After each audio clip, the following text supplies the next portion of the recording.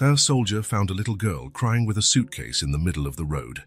He decides to help, not knowing she is the daughter of a billionaire. What happens next is unbelievable. The sky was painted in shades of orange and purple as Marcus Elwood adjusted the mirrors of his old car. 5 hours of non-stop driving, and there was still a long way to go until he reached home. His eyes burned with exhaustion. 3 years serving on missions that made him see the worst of humanity had left invisible scars. Marcus was returning home, but he wasn't the same man who had left. His fingers drummed on the steering wheel as the back road snaked between open fields and distant farms. The radio crackled, catching only bits of songs between stations. Marcus turned it off and let the silence fill the car. Better this way. His mind was already making too much noise with memories he'd rather forget.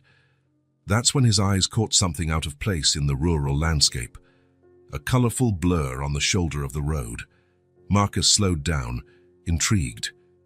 As he got closer, the blur took shape. A child. But what the hell?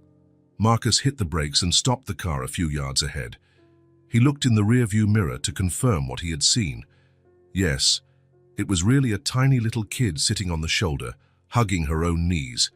He got out of the car, on alert, looking for a broken-down vehicle or any adults nearby. Nothing. Just the empty road, open fields, and a little girl all alone. Marcus approached carefully. The girl didn't move. She must have been about 4 years old, with messy blonde hair from the wind and wide, clear eyes that stared at him with suspicion. She wore a small pink jacket over a t-shirt, jeans and colorful sneakers. She didn't look hurt, but her face was marked by the dried tracks of tears. "Hi," Marcus said, crouching down to be at her level. "Are you okay? Where are your parents?" The girl just stared at him, hugging her knees tighter. Not a word. Marcus looked around again. The sun was sinking below the horizon, and soon darkness would take over the road. There were no visible houses nearby. "Are you lost?" he tried again. Silence. The girl just blinked, her eyes fixed on him as if assessing whether she could trust him. Marcus ran a hand through his short hair, restless. He couldn't just leave her there. Night would fall soon and the temperature would drop. Besides, this road wasn't busy. It could be hours before another car passed. "Look," he said, keeping his voice calm. "It's getting dark and cold. I can't leave you here alone. How about we go to the next town to find some help?" When he held out his hand, the girl shrank back even more. Marcus pulled back a little. "All right, I won't force you to do anything. But I really can't just drive off and leave you here." Marcus thought quickly. The nearest police station was almost an hour away, and with night falling, taking the girl with him seemed like the safest option. "My name is Marcus," he introduced himself, sitting on the asphalt while keeping a distance so as not to scare her. "I'm a soldier. I just got back home after being away for a long time. I live alone in a quiet place. I can take you there, get you something to eat, and tomorrow morning we'll look for your parents. What do you think?" The girl remained silent, but something in her eyes changed. The fear seemed to have given way to a hint of curiosity.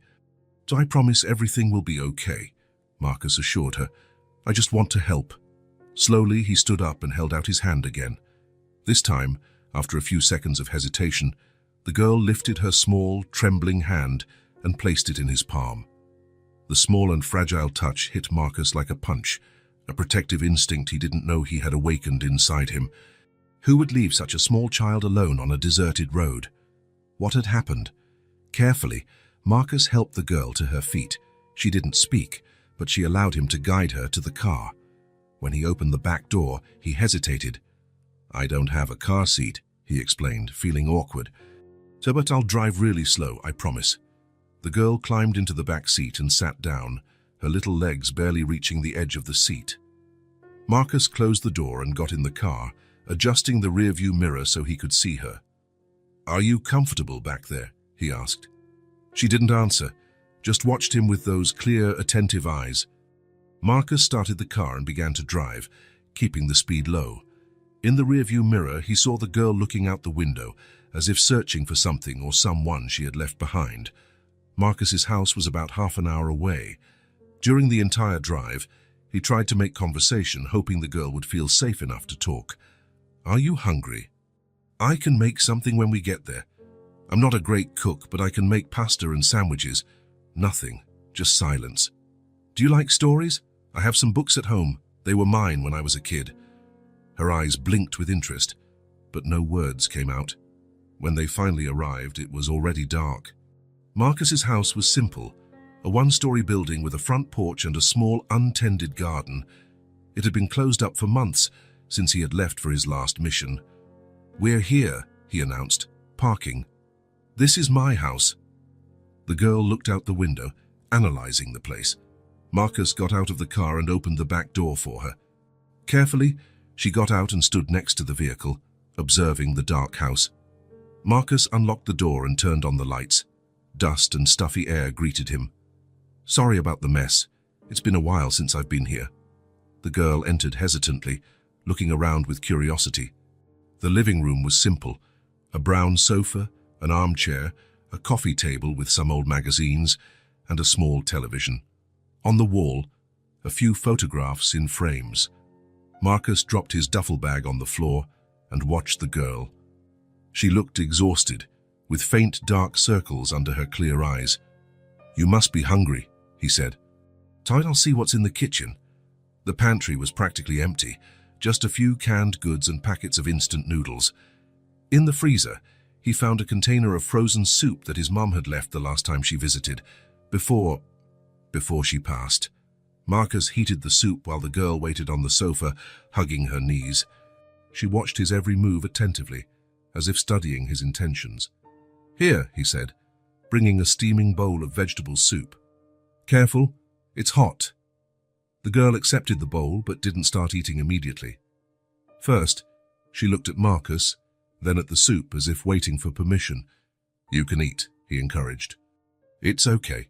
Slowly, she picked up the spoon and tasted the soup. After the first spoonful, she began to eat more eagerly, and Marcus realized how hungry she must have been. While the girl ate, he brought a glass of water and sat in the armchair across from the sofa, giving her space. "You know, it would be easier to help you if I knew your name," he tried again. "Can you tell me what you're called?" The girl just kept eating, ignoring the question.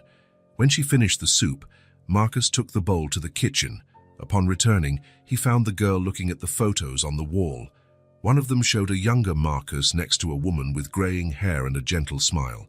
"That's my mum," he explained, stopping beside her. "She used to live here with me, but she got sick and passed away a few years ago." The girl looked at him, and for the first time, Marcus saw something that looked like understanding in her eyes, as if she understood what it meant to lose someone. "Let's get a place for you to sleep," Marcus said, changing the subject. "You can stay in my room, and I'll sleep on the sofa." He led her to the small bedroom with a single bed covered by a navy blue quilt. Marcus opened the closet and took out clean sheets, quickly changing the bedding. "I don't have any pajamas your size, but..." He rummaged through the drawers and found an old t-shirt. "And this should work as a nightgown for tonight." The girl took the offered t-shirt, holding it with both hands. "The bathroom is over there." Marcus pointed to a door in the hallway. "There are clean towels in the closet, and, well, I guess you'll need help with a bath, right?" The girl looked at him with an indecipherable expression.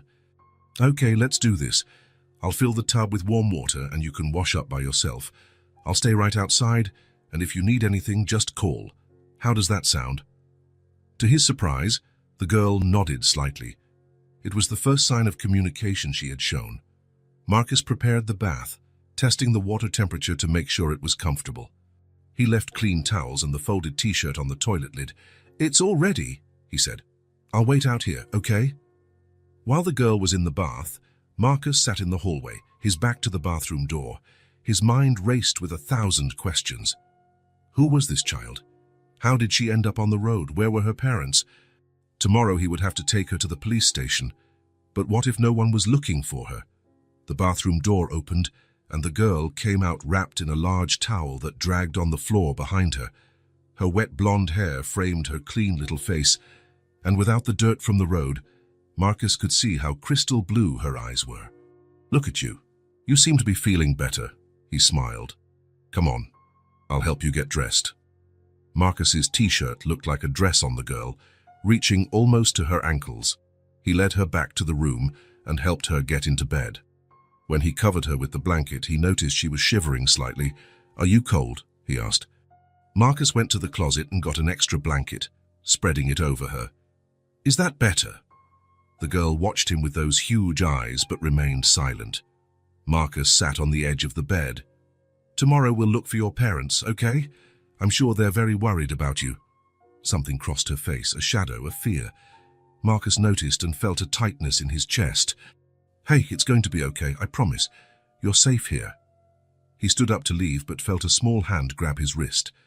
The girl was looking at him with a pleading expression. "Do you want me to stay a little longer?" he asked. A small positive nod. Marcus sat down again. "All right. I'll stay until you fall asleep." He began to hum a lullaby that his mother used to sing when he was little. Gradually, he saw the girl's eyes grow heavy. Before falling completely asleep, she reached out and held his hand, as if needing to make sure he wouldn't leave. When her breathing finally became deep and regular, Marcus carefully let go and left the room, leaving the door ajar. In the living room, he picked up the phone and hesitated. Should he call the police now? But it was late, and the girl was exhausted. Maybe it was better to wait until morning. Marcus settled on the sofa, knowing he wouldn't sleep well. His thoughts were fixed on the little blonde girl sleeping in his room, a child who wouldn't speak, abandoned on a deserted road. While staring at the ceiling, Marcus made a silent promise. He would protect her, no matter what happened. Maybe this was what he needed to finally leave behind the ghosts of the battles he had fought. Maybe taking care of this girl was the way to recover something he didn't even know he had lost. Marcus woke up to the first rays of sun streaming through the living room window. His neck ached from the awkward way he had slept on the sofa. He got up silently and went to the bedroom, peeking through the ajar door. The girl was still asleep, wrapped in the blankets like a protective cocoon. Only her blonde hair spread across the pillow revealed her presence there. Marcus watched her peaceful breathing and closed the door carefully. In the kitchen, he brewed a strong cup of coffee for himself. As he drank it, he looked out the window, thinking about what to do. The plan was to take the girl to the police station today, but something bothered him. The way she cowered, the persistent silence, the fear in her clear eyes. There was a story there, and Marcus wasn't sure that handing her over to the authorities immediately would be the best thing. "She needs to trust someone first," he muttered to himself. He grabbed his car keys and left, leaving a note on the coffee table. "Be back soon, there's cereal and milk in the kitchen, Marcus." The small convenience store on the corner of the main street was almost empty at that time of the morning. Marcus walked through the aisles, unsure of what to buy. What would a 4-year-old girl like? He passed the toy section and stopped in front of a shelf with some teddy bears. After considering for a moment, he chose a medium-sized brown bear with a red ribbon around its neck and bright eyes. It looked friendly and comforting. In the stationery section, he found a notebook with a floral cover, full of butterflies and colorful flowers. He also grabbed a box of colored markers. Maybe drawing could help her express herself, since words seemed to be difficult. While waiting in the checkout line, Marcus also added a few chocolate bars and a box of animal crackers. The cashier smiled as she scanned the items. "A gift for your daughter?" she asked kindly. Marcus hesitated. "No. It's for a child I'm helping." He paid quickly and left, feeling strangely nervous. What if she didn't like the gifts? What if she continued to not speak? When he got home, he found the girl sitting on the sofa, exactly where the table was visible.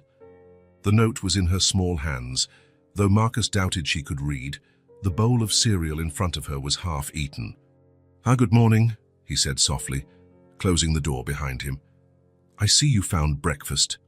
She just watched him with those huge eyes, without responding. Marcus noticed she had put on the same clothes from the day before, now clean and dry. He had washed and dried them during the night. "I brought some things for you," he continued, sitting in the armchair across from the sofa, keeping his distance so as not to intimidate her. He placed the shopping bag on the floor between them and smiled. "Want to see what's inside?" The girl looked at the bag with curiosity but didn't move. "All right, then I'll show you," Marcus said, opening the bag. First, he took out the brown teddy bear, holding it carefully. This guy here looked like he needed a friend. I thought you two might get along." The girl's eyes widened slightly, fixed on the toy. Marcus also took out the floral notebook and the markers. "And I thought maybe you'd like to draw or color. I'm sure you draw better than I do." Finally, he showed her the chocolate and the cookies. "And this is for later if you want." He placed everything on the floor between them and waited. The girl looked at the gifts and then at Marcus, as if trying to understand his intentions. "It's all for you if you want it," he said in a calm voice, kneeling on the floor to be more at her level. "No strings attached." Slowly, like a cautious little animal, she slid off the sofa and approached. First, she touched the notebook with her fingertips, running them over the colorful flowers on the cover. Then her attention turned to the bear. She picked it up carefully, as if it were something precious and fragile. Holding it with both hands, she examined its plush face, the bright eyes, the red ribbon. Then, in a gesture that made Marcus's heart ache, she brought the bear to her face and pressed her cheek against the soft fabric, closing her eyes for a moment. It was the first sign that she was starting to trust him. Marcus smiled, feeling a wave of relief. "Looks like you two are going to get along." She hugged the bear to her chest and, for the first time, her lips curved into a small smile. It was subtle, just a slight lifting of the corners of her mouth. But for Marcus, it was like watching the sun rise. "How about we give him a name?" he suggested. The girl looked at the bear, thoughtful but didn't answer. "All right, we don't have to decide now," Marcus said, not pushing. "He can wait." She sat on the floor and pulled the notebook closer. Marcus opened the box of markers for her and watched as the girl carefully chose a green marker. With concentration, she began to draw in the new notebook. Marcus left her to it and went to the kitchen to prepare lunch. From time to time, he would peek discreetly into the living room, seeing her completely absorbed in her drawings, the teddy bear firmly propped up beside her. That simple scene, a child drawing on the living room floor, stirred a strange feeling in Marcus, as if his house, which had always seemed empty since his mother's death, had finally come to life again. As he prepared pasta with tomato sauce, Marcus tried to plan his next steps. Should he take the girl to the police station today? Or would it be better to wait a little longer, until she felt safe enough to talk about what happened? Lunch passed in a friendly silence. The girl ate with appetite, the teddy bear sitting in the chair next to her like a guest of honor. Afterward, she returned to her drawings in the living room while Marcus did the dishes. The day passed peacefully. In the evening, after a simple dinner, Marcus prepared a warm bath for her and then helped her get settled in bed, the bear held tightly against her chest. "Good night, little one," he said softly, tucking her in. "We'll talk more tomorrow, okay?" She just watched him with those clear, attentive eyes, and Marcus had the impression that there was less fear in them now. The next morning, Marcus awoke to the sound of paper being turned. He opened his eyes and saw the girl sitting on the living room floor, near the sofa where he slept, drawing intently in her notebook. The teddy bear was propped up beside her, like a silent guardian. "Good morning," Marcus said, stretching. "Sleep well?" She briefly looked up and nodded, another small step forward. "What are you drawing?" he asked, sitting up and leaning over to get a better look. The girl turned the notebook towards him. The drawing showed two stick figures, one big and one small, holding hands. Next to the smaller figure was what looked like a brown bear. "Is that us?" Marcus asked, feeling a wave of emotion. She nodded again with a small smile. "It's beautiful," he praised sincerely. After breakfast, Marcus decided they needed some fresh air. The day was sunny and pleasant, perfect for a walk. "How about we go to the park nearby?" he suggested. "It has a nice playground and we can bring a snack." The girl seemed to consider the idea. After a moment, she picked up the bear and the notebook as if to indicate she was ready. The park was just a few blocks away. On the way, Marcus talked calmly about the neighborhood, pointing out the corner bakery, the public library, and the elementary school. The girl walked beside him, the bear held firmly under one arm, her other hand occasionally holding Marcus's when they crossed the streets. At the playground, there were a few other children playing. The girl watched them for a while but preferred to sit on a bench with Marcus, hugging her bear and observing everything around her. "Want to try the swings?" Marcus asked after a while. "I can push you." To his surprise, she nodded and allowed him to guide her to the swings. Marcus helped her up and began to push her gently. The first real smile appeared then, a smile that lit up the girl's entire face as she flew gently back and forth. The sound of a soft giggle escaped her lips, making Marcus's heart leap. It was the most beautiful sound he had ever heard. They spent the morning at the park, alternating between the swings, the slide, and breaks for drawing under the shade of a large tree. The girl seemed more relaxed, less scared, although she still didn't speak. On the way home, they stopped at the small grocery store to buy ingredients for lunch. The girl held Marcus's hand as they walked through the aisles, helping to choose fruits and pointing to things that caught her attention. "I think we're making progress, aren't we?" Marcus said as they made sandwiches together in the kitchen. She nodded, smiling shyly as she placed a slice of cheese on the bread. The afternoon arrived, quiet and warm. Marcus opened the windows, letting the gentle breeze in. He sat in the armchair with a book, while the girl went back to drawing, sitting on the living room rug, her bear faithfully by her side. From time to time, Marcus would look up from his book, watching her concentrated on her artistic work. Her blonde hair fell over her face, and she would push it away with a distracted gesture. Her tongue would sometimes stick out of the corner of her mouth when she was focused on a particularly difficult detail. There was something deeply comforting about that domestic scene. For a brief moment, Marcus allowed himself to imagine what it would be like if this were his normal life.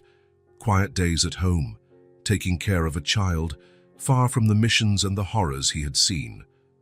The sound of the colored pencil against the paper was the only noise in the room, aside from the occasional turning of pages in Marcus's book.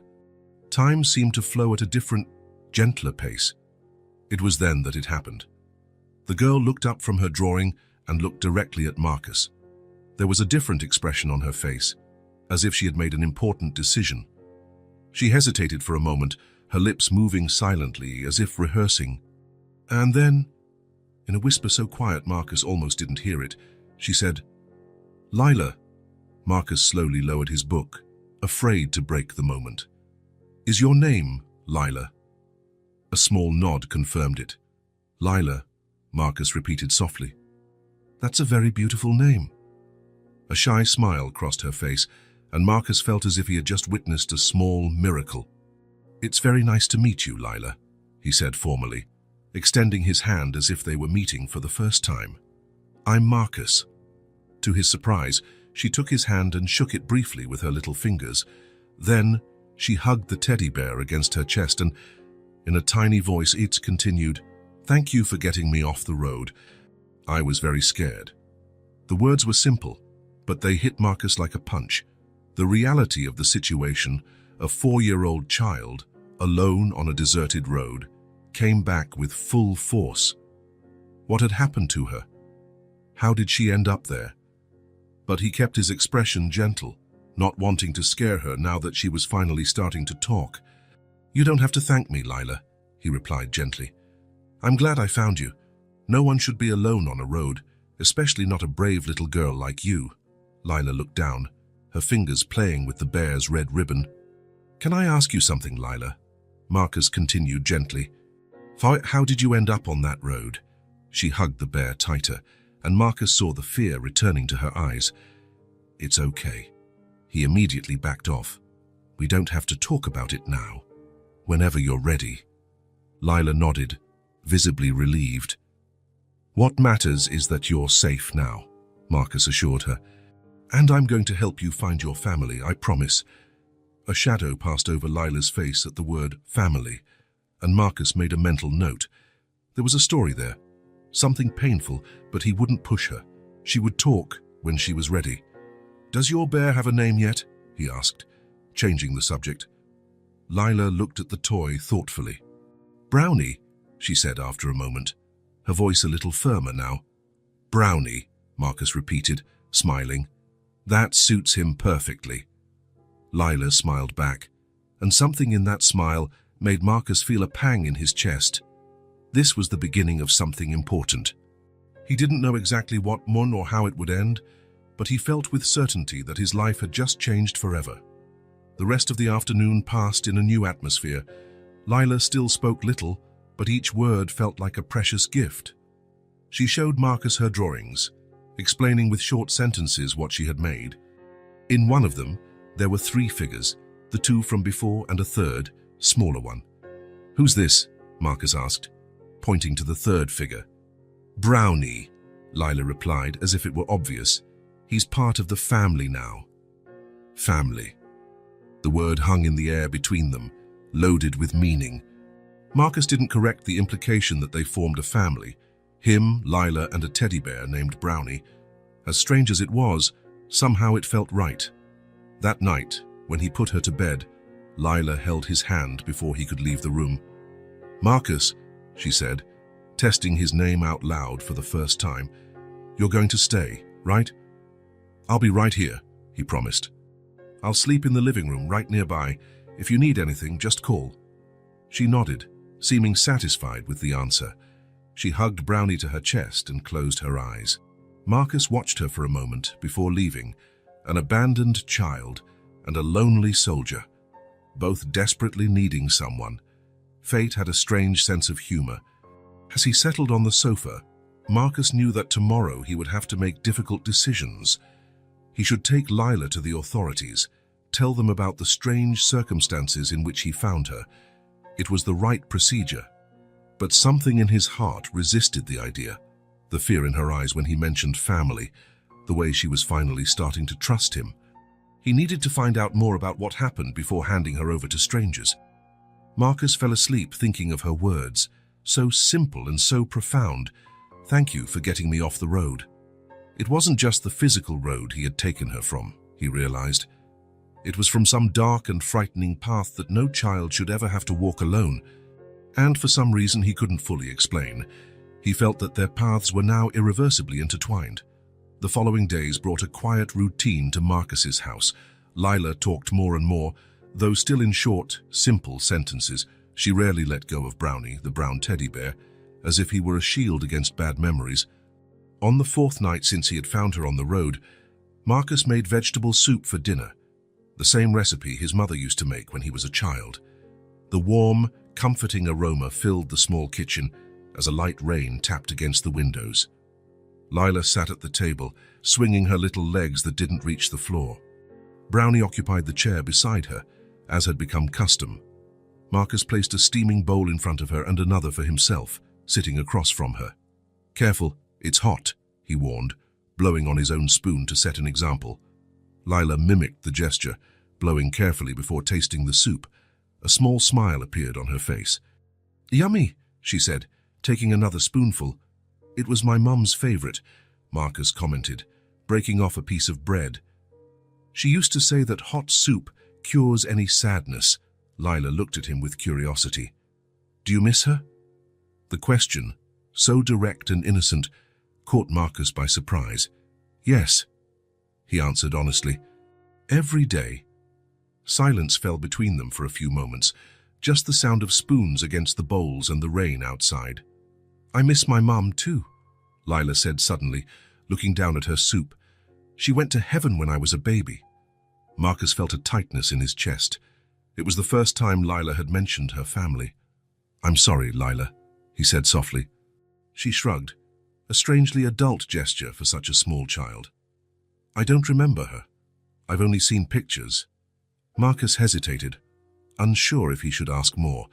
He didn't want to push, but he needed to understand what had happened. "And your dad?" he finally asked, keeping his voice casual. Lila stopped eating, her spoon suspended in the air. Her blue eyes filled with water. "He doesn't want me anymore," she whispered. Marcus felt as if something icy ran down his spine. "Who told you that, Lila?" "Claire," she replied, putting down her spoon. "My new mommy." "Your stepmom," Marcus corrected gently. Lila nodded, pressing her lips together. "She doesn't like me. She says I make noise and a mess." Marcus took a deep breath, trying to stay calm. "What happened the day I found you, Lila? Can you tell me?" She wrapped her arms around herself, as if she suddenly felt cold. Marcus realized she was fighting back tears. "It's okay," he assured her. "You're safe here." Lila looked at Brownie as if drawing courage from the teddy bear. After a long moment, she began to speak, her small voice almost lost in the sound of the rain. Daddy went away for work. Claire said she was going to take me for ice cream. Marcus nodded, encouraging her to continue. We drove for a long, long time, Lila continued, frowning at the memory.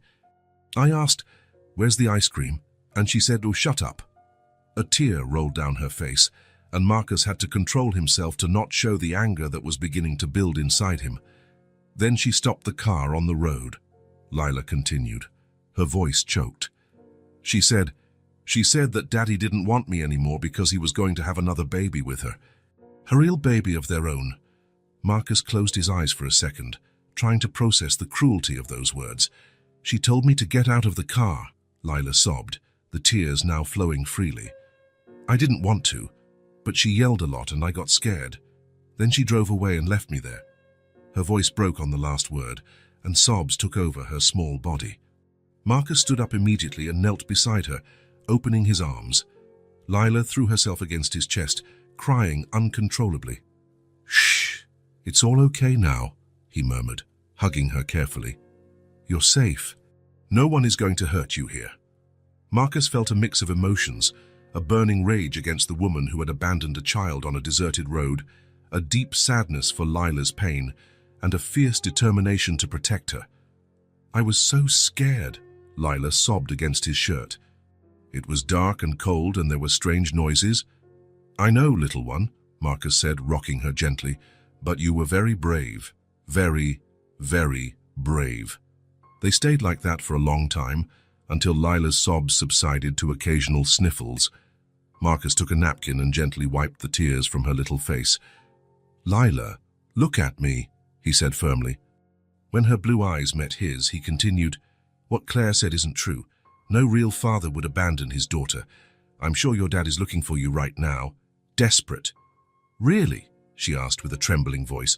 "Really?" Marcus guaranteed. "And tomorrow we're going to the police station to help your dad find you." Lila bit her lip, looking scared. "So what if he's not looking for me?" "Then I'll take care of you," Marcus replied without hesitation. "I promise you will never go through something like this again." Lila looked at him with her big blue eyes, as if assessing the sincerity of that promise. After a moment, she nodded, seeming to accept his words. "Can I keep Brownie?" she asked in a low voice. "Of course you can," Marcus smiled, brushing a blonde strand from her face. "Brownie is your friend, and friends stick together." Lila pulled away a little and looked at the soup, now cold in the bowls. "I'm not hungry anymore." "That's okay," Marcus said, standing up. "How about some hot chocolate and then bed? We have a big day tomorrow." She nodded, seeming relieved to not have to talk about it anymore. Marcus made hot chocolate, adding small marshmallows that floated like tiny white islands. Lila drank in silence, occasionally offering a sip to the teddy bear. As he helped her get ready for bed, Marcus couldn't stop thinking about what he had heard. How could someone be so cruel to a child? Abandoning a 4-year-old girl on a deserted road wasn't just cruel, it was criminal. Lila settled into bed, Brownie held tightly against her chest. Her eyes were swollen from crying, but there was a new tranquility in them, as if sharing her secret had lifted a great weight. "Marcus," she called out as he was about to leave the room. "Yes, thank you for not leaving me." The simple words hit Marcus hard, and he had to swallow the lump that formed in his throat. "I'll never leave you, Lila," he promised. "Good night, little one." "Good night," she replied, her eyes already closed. In the living room, Marcus sat on the sofa and ran his hands over his face. Tomorrow they would go to the police station. He would tell them everything, how he found Lila, what she revealed about the abandonment. He hoped they could locate her father quickly. But a part of him, a part he didn't want to admit, feared what would happen next. What if the father was involved? What if Lila ended up in a children's shelter? Marcus shook his head, pushing those thoughts away. The important thing now was to do what was right for Lila. She deserved to be with her family, her real family, who loved her, even if it meant saying goodbye. The next morning, the sky was covered with grey clouds. Marcus prepared breakfast in silence, while Lila, sitting at the table with Brownie by her side, played distractedly with the cereal in her bowl. "Not hungry?" Marcus asked, sitting across from her. Lila shrugged, without looking up. "Are we really going to the police station today?" The question was loaded with anxiety. Marcus could see how her little fingers gripped the spoon tightly. "Yes, little one, we need to find your dad," he replied gently. "I'm sure he's very worried about you." Lila bit her lower lip. "And what if he's not?" Marcus reached his hand across the table and touched hers lightly. "Then we'll figure it out together, okay? One step at a time." She nodded, not looking entirely convinced, but went back to eating her cereal. After breakfast, Marcus helped Lila get ready. He had washed her clothes again, the same jeans, t-shirt and pink jacket she was wearing when he found her. They looked small and worn now after days of continuous use. "I think we need to buy you some new clothes," he commented while fixing her hair. "What do you think?" A small smile appeared on Lila's face. "Can I choose?" "Of course you can." Marcus smiled back, relieved to see her a little more cheerful. On the way to the police station, Lila was silent in the back seat, hugging Brownie and looking out the window. From time to time, Marcus would watch her in the rearview mirror, trying to decipher her thoughts. What was going through the mind of a 4-year-old who had been abandoned by her stepmother and was now about to face the authorities? The police station was in the center of town, a 2-story brick building with an American flag fluttering at the entrance. Marcus parked and turned off the engine, taking a deep breath before turning to Lila. "We're going to go in and talk to the police officers, okay? They're good people who will help us." Lila squeezed Brownie against her chest. "Are you going to stay with me the whole time?" "The whole time," Marcus guaranteed. "I promise." She held out her pinky finger. "Pinky promise?" Marcus smiled and linked his finger with hers. "Pinky promise?" Inside the station, the air smelled of old coffee and paper. A middle-aged officer with graying hair at his temples greeted them at the reception desk. "How can I help you?" he asked, looking from Marcus to Lila with curiosity. "I need to report a case of child abandonment," Marcus replied in a low voice, not wanting to scare Lila. "I found this little girl alone on a road 4 days ago." The officer, whose name tag identified him as Officer Reynolds, immediately became more attentive. He looked at Lila, who partially hid behind Marcus's leg. "Why don't you come with me to a more private room?" Reynolds suggested, pointing down a side hallway. The room was small, with a wooden table, 3 chairs, and faded beige walls. Reynolds offered them water and asked if Lila would like a hot chocolate. When she shyly nodded, he smiled and asked a passing officer to get the drink. "Now," said Reynolds, sitting across from them and opening a notepad, "can you tell me exactly what happened?" Marcus recounted everything: how he found Lila sitting alone on the shoulder of Highway 16, how he took her home because it was getting dark, and how she finally revealed that her stepmother had deliberately abandoned her. Reynolds listened with a grave expression, occasionally taking notes. When Marcus finished, the officer turned to Lila, who was sipping her hot chocolate in silence. "Hi, Lila," he said in a gentle voice. "Can you tell me your full name?" Lila looked at Marcus, who gave an encouraging nod. "Lila Whitford," she answered in a small voice. "And how old are you, Lila?" 4. "I'm turning 5 on Halloween." "Halloween, huh? That's cool." Reynolds smiled. "And do you know your dad's name?" "Derek," she replied. "Derek Whitford." "And where do you live?"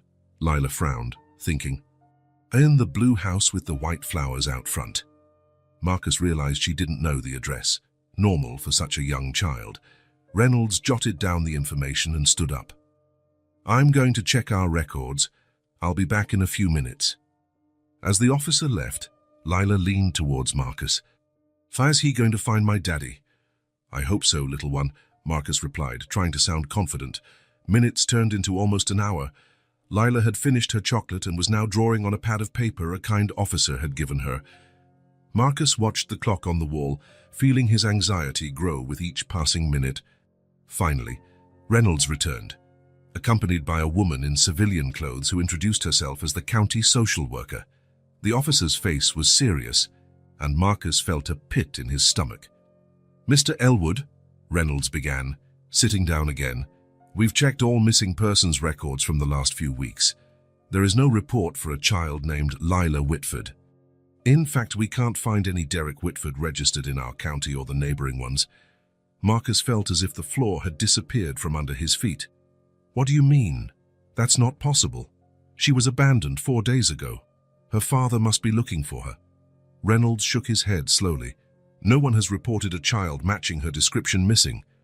We are going to expand the search statewide and issue an alert, but for now. The social worker leaned forward.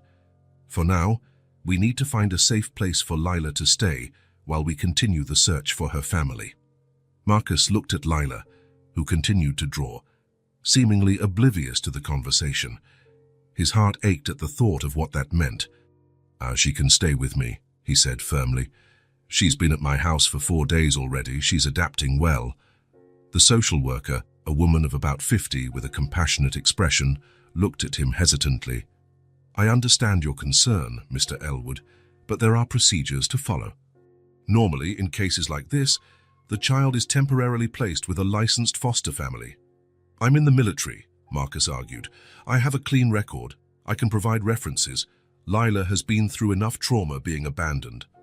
Taking her from an environment where she's finally started to feel safe will only make things worse. Reynolds and the social worker exchanged glances. We'll need background checks, home visits, the social worker began. Do whatever is necessary, Marcus interrupted. There, but please, don't separate her from me now. After a long discussion and several signed forms, they reached an agreement. Lila could remain in Marcus's temporary care while the authorities continued to search for her family. There would be weekly visits from the social worker, and Marcus would have to attend a family court hearing the following week. It was late afternoon when they finally left the police station. Lila, exhausted from hours of waiting and questioning, could barely keep her eyes open. Marcus settled her in the back seat of the car, carefully buckling her seatbelt. Are we going home now? She asked sleepily, hugging Brownie. Yes, little one. We're going home, Marcus replied, feeling a lump in his throat as he realized how much those words meant now. As he drove through the streets that were beginning to light up with the falling night, Marcus couldn't stop thinking about the situation. How was it possible that no one had reported Lila's disappearance? Wouldn't a father who truly cared move heaven and earth to find his daughter? In the rearview mirror, he saw that Lila had already fallen asleep, her head lolling slightly to the side, her arms still wrapped tightly around the teddy bear. Her little face was peaceful in sleep, with no sign of the worries that plagued her when she was awake. Marcus felt a strange mix of emotions, helplessness in the face of the complicated situation, anger at the apparent indifference of Lila's father, and a growing sense of responsibility for this small life that, for some mysterious reason, had been placed in his path. What would happen now? What if they never found her family? Or worse, what if they found them and discovered that the father really didn't want her? As the unanswered questions swirled in his mind, Marcus made a silent decision. No matter what happened, he would protect Lila. Somehow, they would make this work.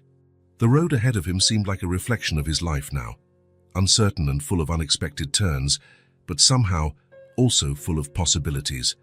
The days turned into weeks. Autumn advanced, painting the trees in shades of red and gold, and Marcus and Lila's life fell into a surprisingly natural routine. The social worker, Mrs. Bennett, made her weekly visits, observing the changes in the house with silent approval. Marcus had transformed the small guest room into a suitable space for Lila, with freshly painted walls in a soft shade of lavender. A new bed with a star-patterned comforter, a small bookshelf with children's books, and a colorful dresser now occupied the previously empty space. The search for Lila's father continued, but with no results. No Derek Whitford had reported a missing daughter, and the authorities expanded the search to neighboring states. Marcus tried not to think about it too much, focusing on giving Lila the stability she needed while the search went on. The first few nights were difficult. Lila would wake up crying from nightmares, calling for her father. Marcus would rush to her room, sit on the edge of the bed, and comfort her until she fell back asleep. But gradually, the nightmares became less frequent. During the day, Lila blossomed. Her personality began to emerge, curious, intelligent, and surprisingly resilient, for a child who had been through so much. She talked more and more, asking questions about everything from why the sky is blue to how the TV remote worked. Marcus discovered that he enjoyed answering her questions, even when he wasn't sure of the answer. "Let's find out together," became a common phrase between them, followed by searches in books or on the computer. On a particularly sunny afternoon, after weeks of rain, Marcus took Lila to the park. She ran through the grass, chasing butterflies and laughing, a sound he never tired of hearing. Brownie, the bear, watched from the bench where Marcus had placed him to sunbathe, as Lila had insisted. When they returned home, Lila asked to draw. Marcus set up the small table in the living room with paper and her colored markers, now supplemented with crayons and colored pencils he had bought. While she concentrated on her new drawing, Marcus prepared dinner in the kitchen, keeping an eye on her through the open door. "What are you drawing today?" he asked, while chopping carrots for the stew. "Us," Lila replied without looking up from the paper. Marcus smiled, feeling a warmth in his chest. It was incredible how in such a short time this little girl had become so important in his life.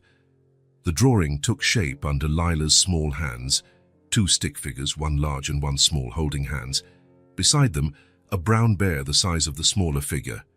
A house with large windows and colorful flowers in the garden completed the scene. Almost all of Lila's drawings now showed the two of them together, sometimes with Brownie, sometimes doing things they had done, like walking in the park or cooking together. Marcus carefully kept each one in a special folder. As the stew simmered on low heat, Marcus sat at the table with Lila, watching her work. Her blonde hair fell over her concentrated face, and she distractedly pushed it away with her hand, leaving a small blue smudge on her cheek. Suddenly, without warning, Lila looked up from the paper and asked, "Do you have a family, Marcus?" The question caught him off guard.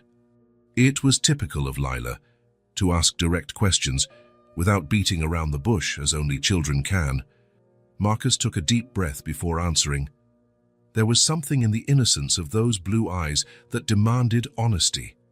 "I used to live with my mom," he began, feeling the familiar tightness in his chest whenever he spoke of her.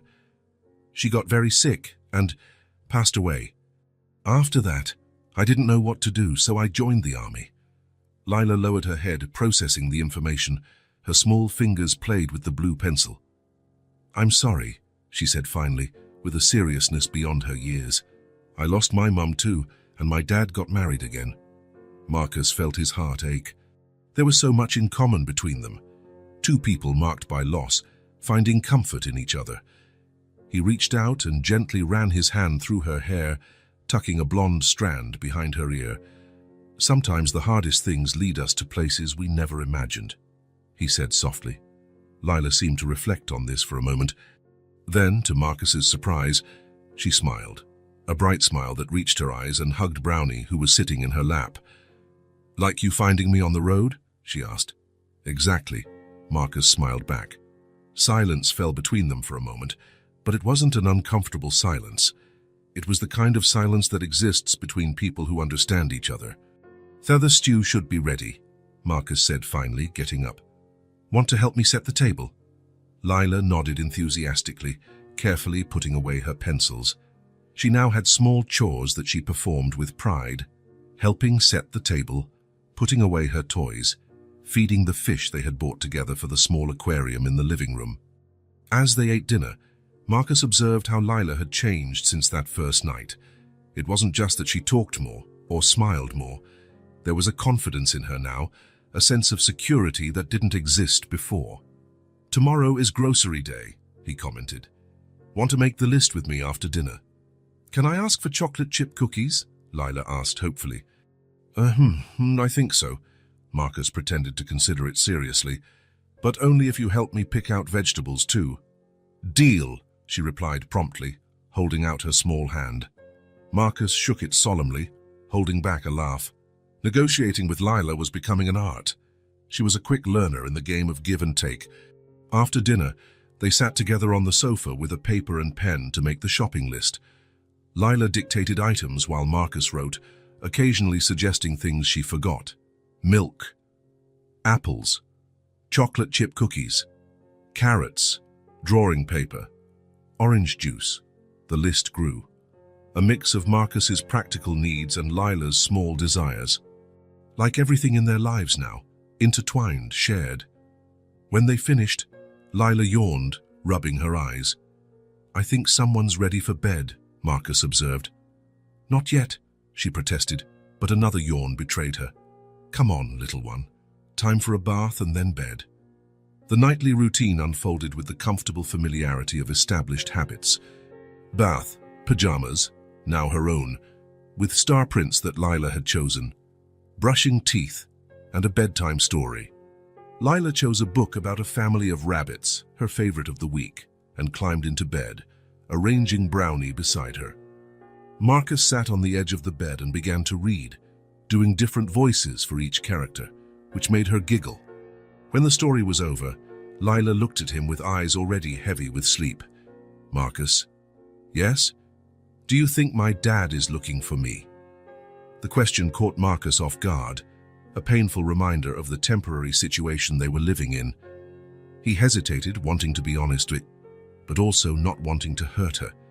"I'm sure he is, Lila," he finally replied. Maybe he doesn't know where to look, or maybe something happened that's stopping him, but we're still looking for him, and we're going to find him." She nodded, seeming to accept the answer for now. "When we find my dad, will you still visit me?" Marcus felt a lump in his throat. It was a question he himself had been avoiding, the inevitable moment when he would have to return Lila to her real family. "Of course I will," he promised, trying to keep his voice steady. "If your dad allows it, I would be very happy to visit you." That seemed to reassure her. Lila smiled and snuggled deeper under the covers. "Good night, Marcus." "Good night, Lila." He leaned down and lightly kissed her forehead. Before leaving the room, he paused at the door and looked back. Lila was already almost asleep, hugging Brownie, her serene little face in the soft light of the lamp. In the living room, Marcus took the folder with Lila's drawings and slowly flipped through them. On every page, the same basic image, the two of them together, happy. For a 4-year-old, the world was that simple. People who cared about each other stayed together. He knew that reality was more complicated. He knew his role in Lila's life was temporary, just a guardian until her real father was found. But that didn't diminish the affection he felt for her, nor did it make the bond they were forming any less real. In the armchair in the living room, watching the stars through the window, Marcus thought about how life could change in an instant. A month ago, he was just a lonely soldier returning to an empty house. Now, he was the temporary protector of a little girl who had brought light and purpose to his days. Whatever the future held, Marcus knew he would never forget these weeks. The bonds growing between them might be temporary, but they were real, and for now, that was enough. The rain fell heavily in Seattle, washing the streets and creating a grey veil over the city. Derek Whitford looked out the taxi window, exhausted after a 3-week business trip. His briefcase rested beside him, full of signed contracts and the satisfaction of a job well done. All he wanted now was to get home, hug his daughter, and rest. The taxi stopped in front of a 2-story house in a quiet neighborhood. It was an elegant building, with a well-kept garden and a light blue facade. Derek paid the fare, grabbed his suitcase, and ran under the rain to the porch. He had barely put the key in the lock when the door swung open. Claire, his wife of 2 years, stood there, her eyes red and swollen, her face streaked with tears. Derek felt an immediate tightness in his chest. "What happened?" he asked, dropping the suitcase on the floor of the entryway. Claire sobbed and threw her arms around him. "Oh, Derek, it's Lila. She's gone." Derek's world seemed to freeze. "What do you mean, gone? What are you talking about?" Claire pulled away, wiping her eyes with the back of her hands. "She was playing in the backyard. I just went inside for a minute to answer the phone. When I came back, she had vanished." Derek felt his legs go weak. He leaned against the wall, trying to process what he was hearing. "When was this?" he asked, his voice strained. 4 days ago, Claire replied, sobbing. "I looked everywhere. I called all the neighbors. I called the police." 4 days, Derek nearly shouted. "My daughter has been missing for 4 days and you're only telling me now." "I tried to call you," Claire protested. "Your cell was out of service. I left messages at the hotel, but they said you were in meetings out of town. It was true. The last part of his trip had been in remote areas, visiting industrial facilities where the signal was poor. Derek had checked his messages, but there was nothing from Claire. Just a few work emails he answered quickly. What did the police say? He asked, running his hands through his damp hair, trying to calm himself. They're looking, but they have no leads. No one saw anything, no security cameras caught. It's like she just disappeared. Derek ran to the phone and dialed the police station's number. He identified himself and asked to speak with the detective in charge of the case. The conversation was brief and frustrating. No news, no concrete leads, just promises that they were doing everything they could. Hanging up the phone, Derek turned to Claire. I'm going out to look. You stay here in case she comes back or someone calls with information. But it's raining, and it's already night. She's my daughter, Derek yelled, the tension finally breaking his composure. I'm not going to sit around while she's out there, lost and scared. Derek walked out the door without waiting for a response. He spent hours driving through the neighborhood streets, then expanding to nearby areas, stopping and asking anyone he met, showing them the photo of Lila he kept in his wallet. A blonde girl with bright blue eyes, smiling with a missing front tooth. No one had seen anything. The rain continued, relentless, and the night wore on. Around 3 in the morning, Derek returned home, drenched and defeated. Claire was asleep on the sofa, a phone in her lap. Derek went upstairs and into Lila's room. It was a cheerful space, with lavender walls and star stickers on the ceiling. The bed was made, the pink blanket stretched over the mattress, the stuffed animals lined up against the headboard, except for one. Derek frowned, noticing the absence of the brown bear that Lila carried everywhere. He sat on the bed that was too small for his adult body and picked up the frame from the nightstand, a photo of him and Lila on her last birthday. 4 years old. His little girl was only 4 years old and was lost somewhere. Where are you, princess? He whispered to the empty room. Derek couldn't sleep. Sitting in the kitchen with a cup of cold coffee in front of him, he tried to understand how it all had happened. Claire's story didn't make complete sense. Lila would never leave the yard by herself. She was cautious, even shy with strangers. And even if she had left, how had no one seen her? A 4-year-old girl alone would surely draw attention. As the sun began to rise, Derek had made a decision. He picked up the phone and called his friend Thomas Tutz, who worked at a local TV station. I need your help, he said as soon as Thomas answered, sleepily. My daughter is missing. 2 hours later, Derek was at the KTCS Channel 9 studio, recording an appeal that would air on the morning news. The makeup couldn't completely hide his deep, dark circles and devastated expression. My name is Derek Whitford, he began, looking directly at the camera, holding Lila's photo. This is my daughter, Lila. She is 4 years old and has been missing for 5 days. She disappeared from our home in Queen Anne's, Seattle, while playing in the yard. She is blonde, has blue eyes, and was last seen wearing a pink jacket, jeans, and colorful sneakers. Derek took a deep breath, fighting back tears. If you have seen Lila, or have any information, please contact the police or the number on the screen. Lila, if by some miracle you are watching, Daddy loves you very much and is going to find you. I promise. The appeal aired on the morning news, along with Lila's photo and a contact number. Thomas promised they would repeat the story on the noon and evening newscasts and share it with other stations. Meanwhile, over 100 miles away, Marcus and Lila were having breakfast in front of the small TV in the kitchen. It was Saturday, and Marcus had made pancakes in funny shapes, getting laughs out of Lila when he presented one that was supposed to look like an elephant, but more closely resembled a shapeless cloud. It's a baby elephant, Marcus insisted, feigning indignation as Lila laughed harder. It looks more like Brownie after he fell in the puddle, Lila commented, referring to the previous day when they had gone for a walk, and the bear had ended up in a mud puddle. Marcus smiled, watching how Lila had blossomed in recent weeks. She still asked about her father occasionally, but the questions came with less frequency and urgency. Marcus worried about this. He didn't want her to forget her real family. But he also couldn't deny that he was growing more and more attached to the girl. The social worker had said on her last visit that they were considering formalizing Marcus's status as a temporary guardian, given that no family member had yet been found. Marcus had conflicting feelings about this. On one hand, it meant Lila could stay with him longer. On the other, it meant her father really wasn't looking for her. What kind of father wouldn't move mountains to find his daughter? The morning news started on the TV, and Marcus turned up the volume a bit as he ate his pancakes. Local news first. The weather.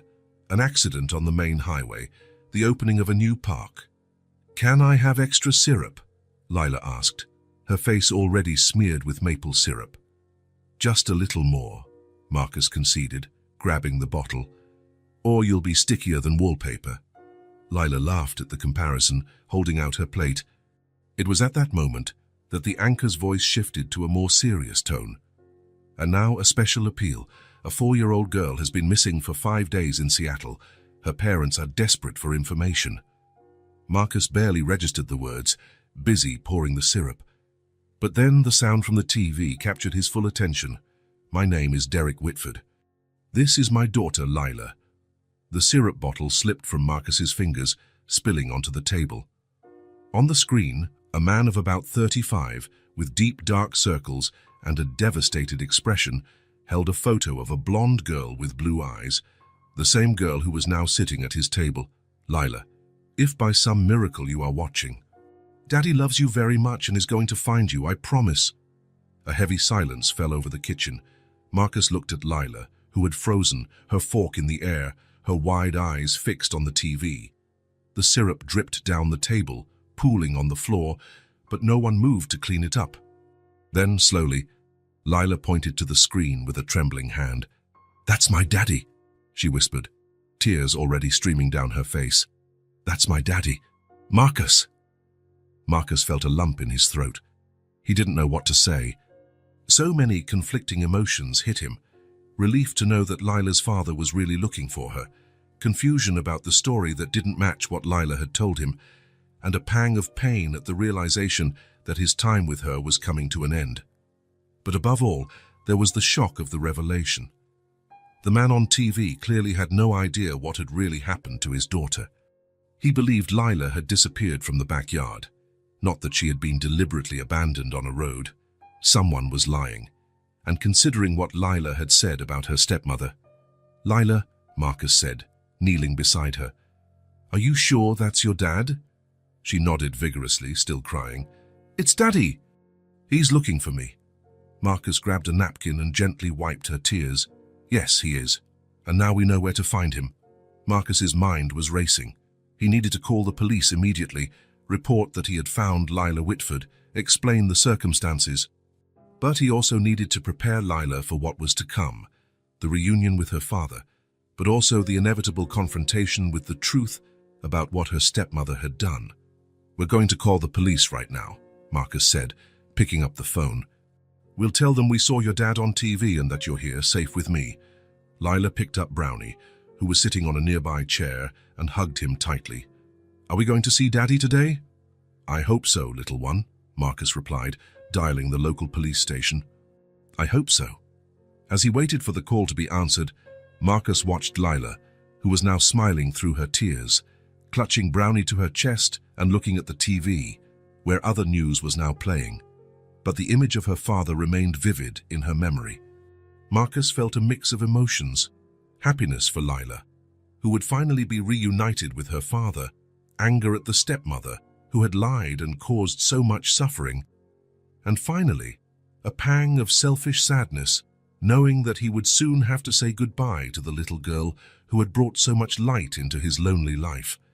When the dispatcher answered, Marcus took a deep breath. "Good morning. My name is Marcus Elwood. I'm calling because I just saw a news appeal about a missing girl, Lila Whitford. She's here with me. Safe." There was a moment of shocked silence on the other end of the line, and then a flurry of questions.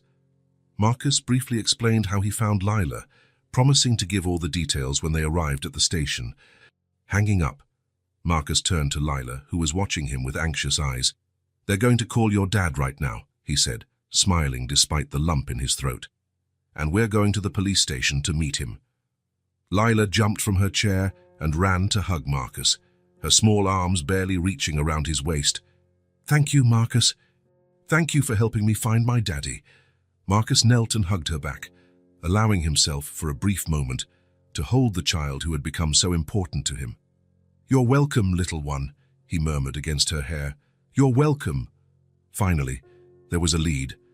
The mystery of Lila's disappearance was about to be solved, but Marcus knew the full story would be even more complicated and possibly more painful than any of them could imagine.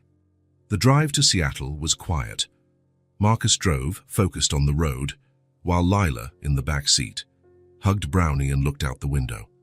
Occasionally, their eyes would meet in the rearview mirror, hers anxious, his trying to convey reassurance. "It's okay to be nervous," Marcus said softly, breaking the silence. "It's been a while since you've seen your dad."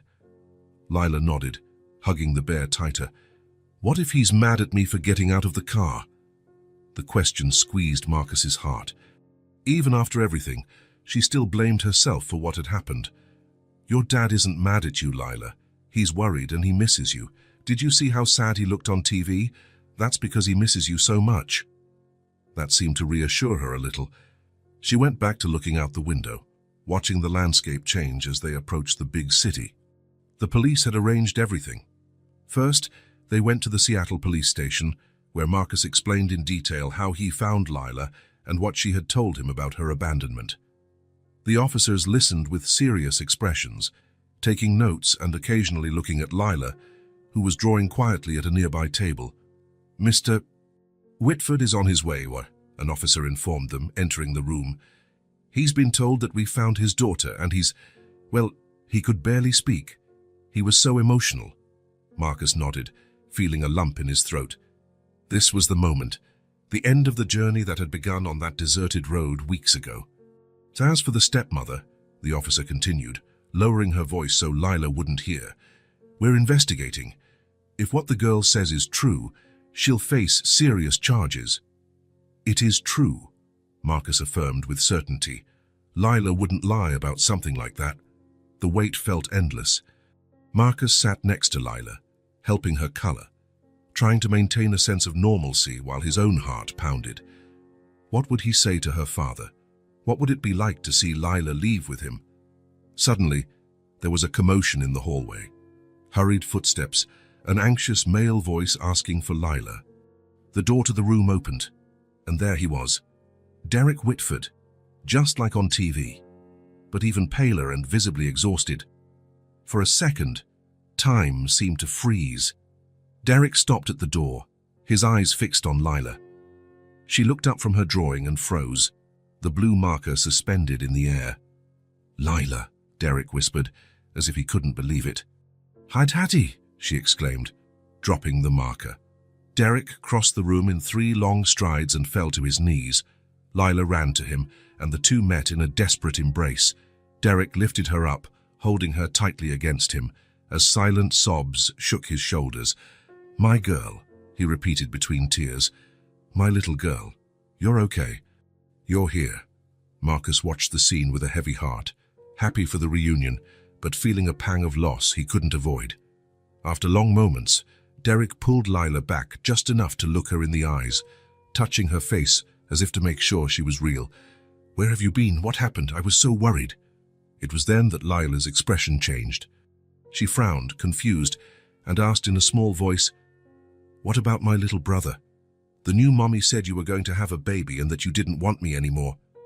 Derek's face transformed into a mask of shock and then painful understanding. He glanced briefly at Marcus, who nodded, silently confirming what Lila had told him. "Tanaku, my love," Derek replied with a choked voice, holding her small hands in his. "That was never true. There is no baby. Claire is not pregnant, and I would never, ever stop wanting you, no matter what happened." Lila processed the information, her blue eyes searching for truth in her father's face. "But she said—" "She lied, sweetheart," Derek said gently. "Tylen, she did something very wrong. I looked for you every day, everywhere. I was so scared, wondering where you could be." "I was with Marcus," Lila explained, turning to where Marcus was sitting. He found me on the road and took me to his house. He gave me Brownie and took care of me." Derek looked at Marcus, then, really seeing him for the first time, his eyes were teary, and he seemed unable to find words. "Mr. Whitford," Marcus said, standing up and extending his hand. "Marcus Elwood. I found Lila on the shoulder of Highway 16 about 3 weeks ago. She was alone, scared. I took her home and have been trying to find her family ever since." Derek let go of Lila for a moment to shake Marcus's hand, but the formal gesture quickly turned into a hug. "You saved my daughter," he said, his voice thick with emotion. "How can I ever thank you?" "There's no need," Marcus replied, embarrassed. "Anyone would have done the same." "No," Derek disagreed, pulling away. "Not just anyone. You didn't just save her. You took care of her all this time. You made her feel safe when she was most vulnerable." Marcus then remembered the drawing notebook that Lila had forgotten in the car. "Wait a moment," he said, briefly leaving the room. When he returned, he handed the floral notebook to Derek. "Lila is a great artist. I think she'd like you to see her drawings." Derek flipped through the notebook, seeing page after page of colorful drawings, Lila and Marcus cooking together, walking in the park, feeding the fish, reading stories. A whole life captured in the simple lines of a 4-year-old. "Oh, you really took good care of her?" Derek said, moved. "She's an amazing girl," Marcus replied, looking at Lila fondly. Derek closed the notebook and looked seriously at Marcus. "I need to compensate you somehow. A reward." "I just did what was right," Marcus interrupted, shaking his head. "I don't need a reward for that."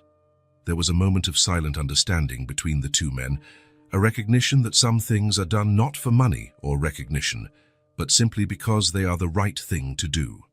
The police informed them that they would need to talk more with Derek about the investigation against Claire, and suggested he take Lila home so she could readjust.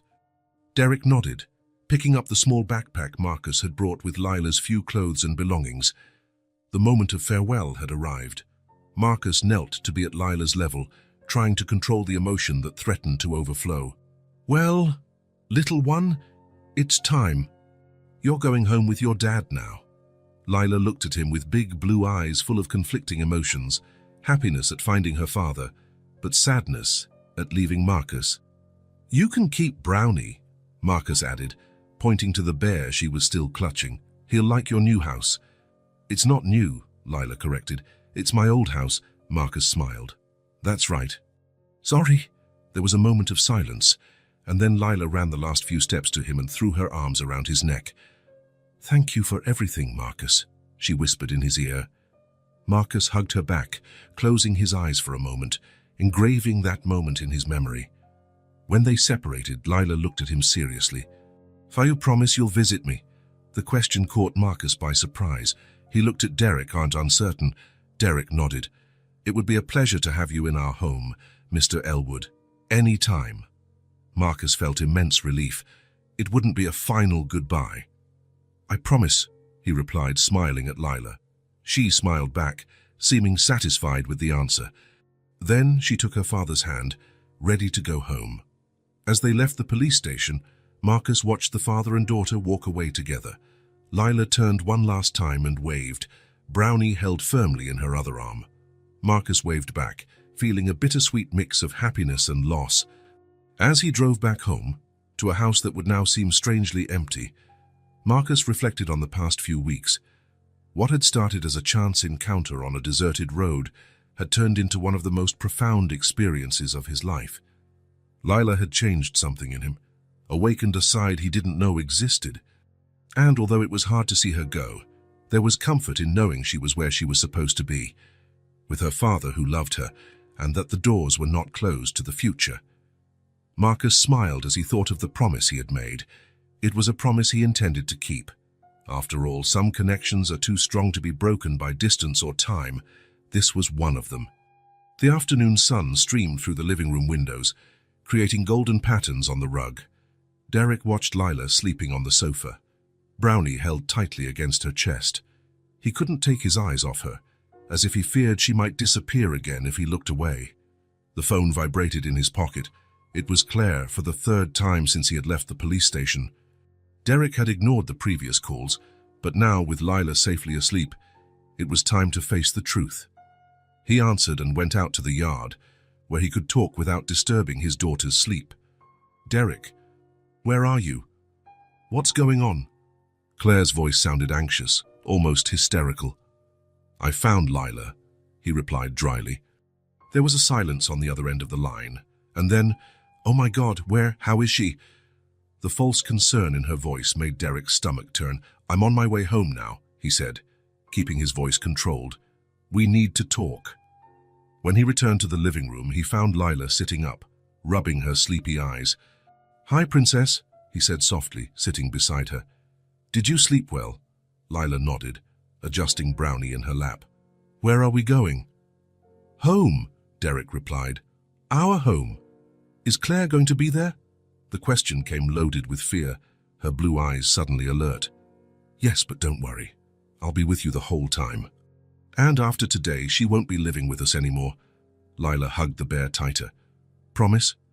"I promise, my love." The drive home was silent.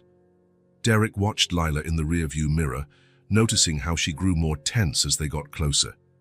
When he parked, he saw the living room curtains move. Claire was waiting. The door opened before they could reach it. Claire stood there, impeccably dressed, her face a mask of maternal concern. "My God, you're all right? We were so worried." Lila hid behind Derek's leg, refusing to look at her stepmother. Derek felt her small hand grip his tightly. "Come inside, Claire," he said coldly. "We need to talk." In the hall, Derek knelt before Lila. "Princess, can you go up to your room? I need to talk to Claire alone. I promise I'll be up to see you soon." Lila looked from Derek to Claire, hesitant. "Can I take Brownie?" "Of course you can," Derek smiled gently. "I'm sure he wants to see your room too." When Lila disappeared upstairs, Derek turned to Claire. His face had lost all its gentleness. "Living room?" "Now." Claire followed him, her worried expression giving way to something more cautious. She sat on the sofa, crossing her legs elegantly. "Where did they find her?" she asked, as if they were talking about a lost object. "A man found her abandoned on the side of a road, over 100 miles from here." Claire blinked, but her expression barely changed. "A road? That's absurd. She disappeared from the garden, you know that." "Stop it," Derek said, his voice low but firm. "Lila told me everything. How you took her for a drive, how you told her I didn't want her anymore because we were having a baby together, how you made her get out of the car and left her alone on the road." A heavy silence fell between them. For a long moment, Claire said nothing, just studied Derek with cold eyes. Then, to his surprise, she smiled, a smile without warmth, without humanity. "Why did you do it?" Derek finally asked. Claire lifted her chin, cold. "I don't like children. I never have. I made up that I was pregnant and that you didn't want her anymore. I wanted her to suffer." The coldness of the reply hit Derek like a physical blow. "Then why did you marry me? You knew I had a daughter.